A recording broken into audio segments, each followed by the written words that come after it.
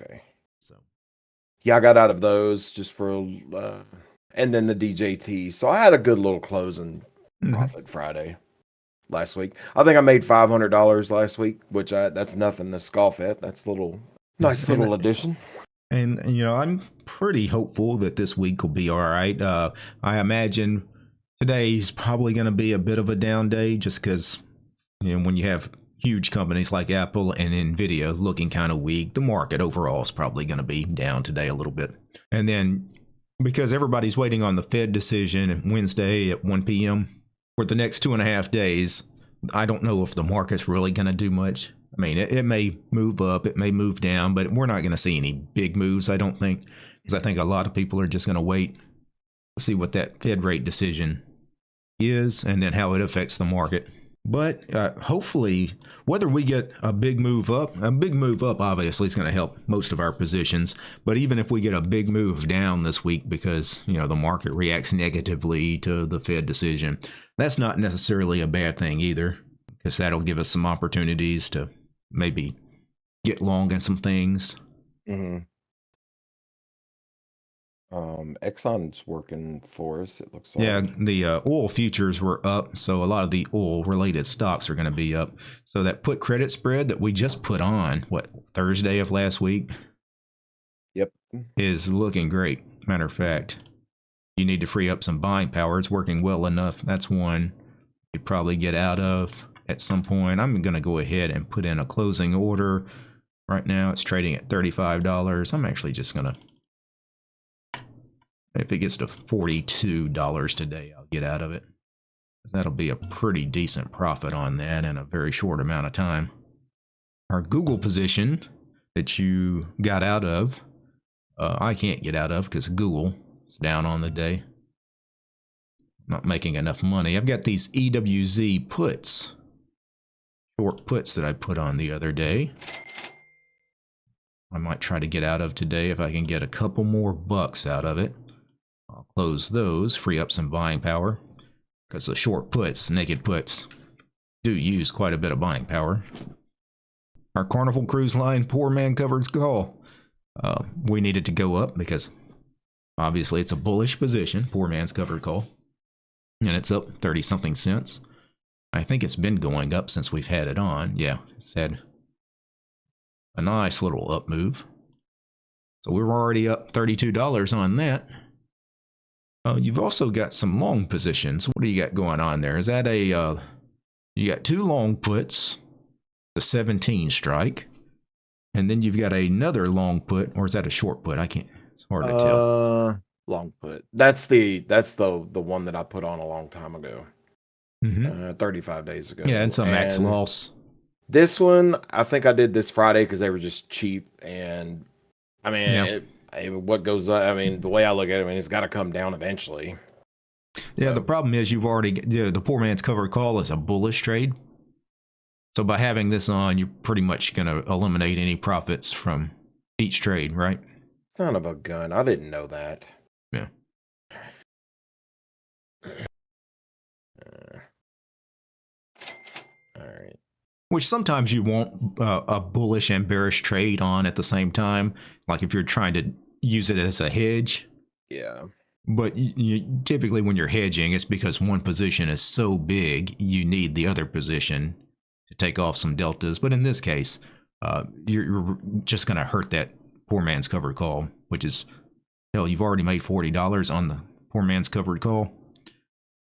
It might be time to take that off.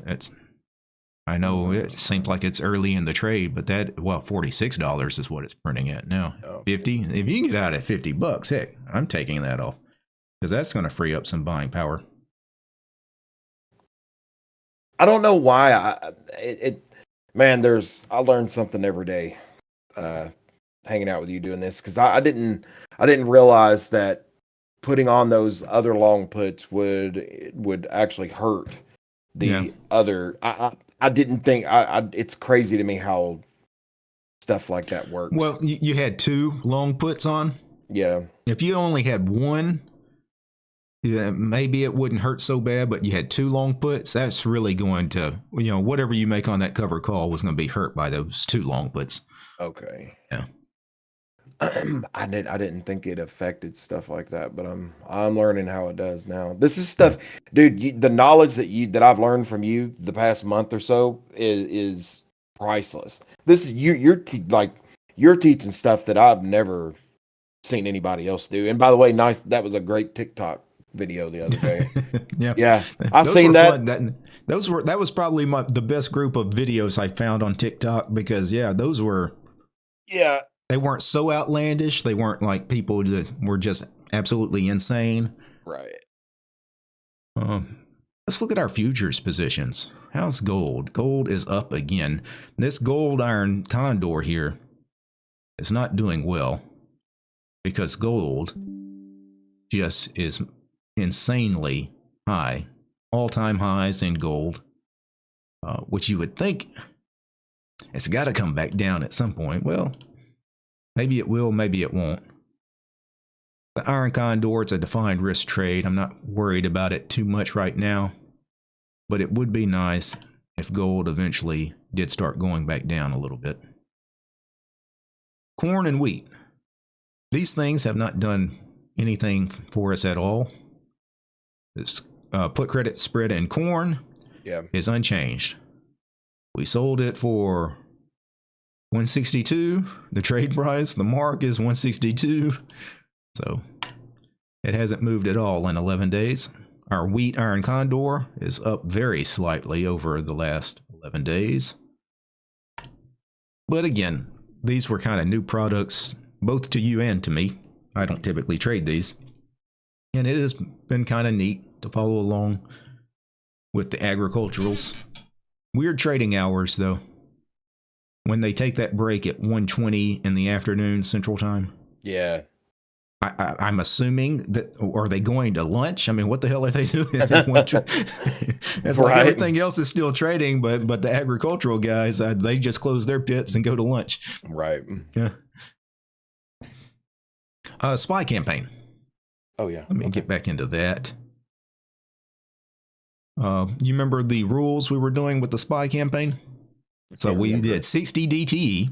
Yes. Okay. Right. Because remember, the one that's on right now is 45 days. So if you add 2 weeks, if we're doing these every 2 weeks, 60 DTE is always when you're going to put on the new one.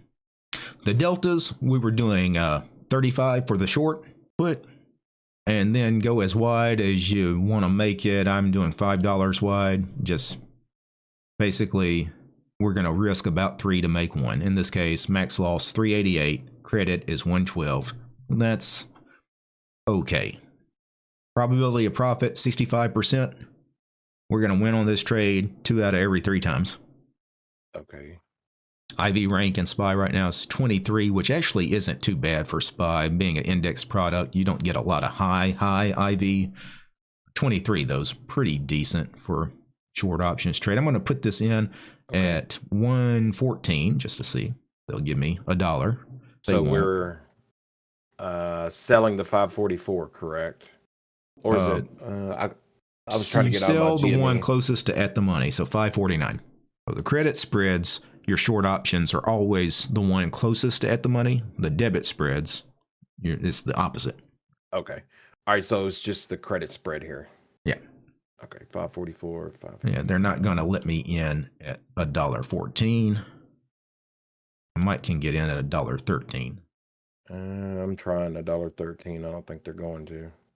Yeah.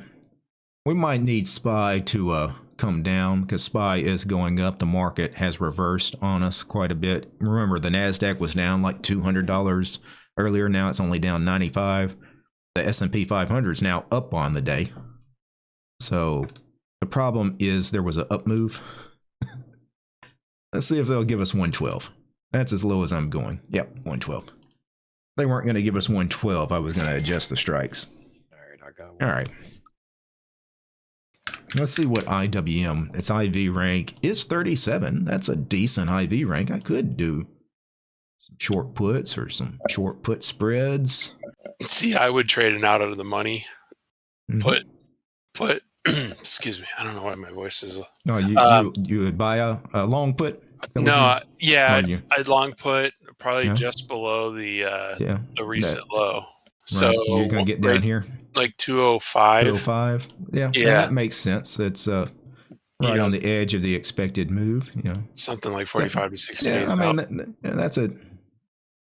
I don't mind that for a long trade. Now with IVR at 37, which is a pretty high IVR for an index product. Yeah. I'd probably rather stick to selling premium. Oh yeah. That works too. But I see that price level as. But you're trying to get directional. Well, you could still get directional and benefit from the premium. Oh Just yeah, do the call credit spread on the other side. Yeah, because I get bearish. Yeah, because I think 205 is a good, short-term target for that. Yeah. Matter of fact, I don't have a lot of bearish positions on, even though I said I would get long, because I do think this trend could continue. The sector rotation. Yeah, I think you're right. Because what I see there is a potential. I think everybody's getting out of NVIDIA and everybody's jumping into the small caps. Is what's probably happening here. Right. Yeah. But yeah, I don't mind putting on either credit spread. I mean, either way. I mean, it's in a good price action. Yeah, the price action is pretty close to either way. I could split the baby, just do the iron condor. I sell both the put credit spread and the call credit spread. Yeah, there you go. Yeah, and I don't hate that. I'll lean a little bit bullish since that was my directional assumption anyway. Yeah, I could put that on just to have an IWM position. If they'll give me $1.40 for it, risking 360 to make $1.40. Yep. You talked me into selling the call side. I wasn't going to do it, but hey, you're responsible for your own actions. I'm just saying what I see. No, but you made sense. You got, because I could see both sides. I could have done either one, the put credit spread or the call credit spread, and I would have been comfortable with it. So it made sense. Why not just do both? Well, here's the thing too: is that the recent price action would show that 205 is a good length out of the money that they're going to be cheaper.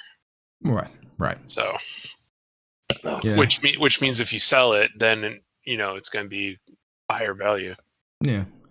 Well, the puts are always going to be a little more expensive in an index product. Mm-hmm. You always got that put skew because everybody assumes, and rightly so, in an index, the downside is always the riskier side. Yep, exactly.